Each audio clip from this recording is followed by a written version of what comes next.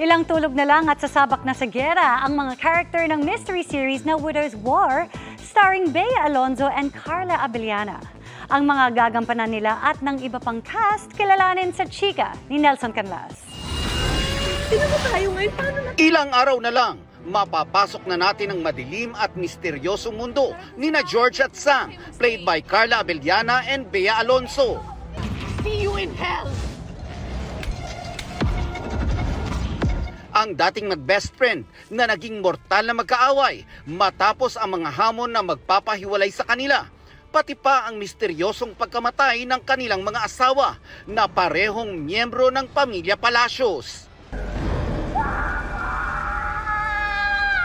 Sa kakaibang media launch, ipinatikim sa ilang miyembro ng press ang mystery feels sa pamamagitan ng mystery game. Present sa media launch sina Senior Vice President for Entertainment Group, Lilibet Gira Sunable, Vice President for Drama, Cheryl Ching Si, at iba pang opisyal ng GMA Entertainment Group at Sparkle GMA Artist Center. Ipinakilala na rin ang iba pang cast members ng serye, kabilang sina Jean Garcia, Tonton Gutierrez, Benjamin Alves at Rafael Rosel. Mamamangha din daw ang viewers sa scenic views na ipapakita ng serye.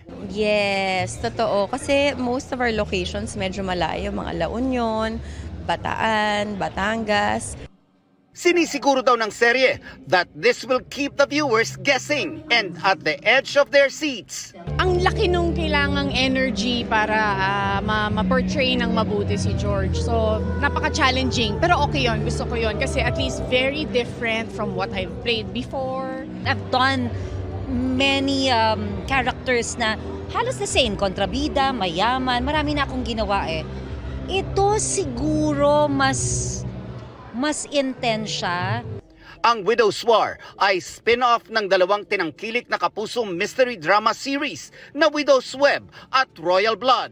Kasama dito ang isang royalist na nag-crossover mula Royal Blood. Yung intensity na po ng character ko ngayon is different na po from Royal Blood. Mapapanood na ang Widow's War sa GMA Prime simula July 1. Nelson Canlas, updated sa Showbiz Happenings.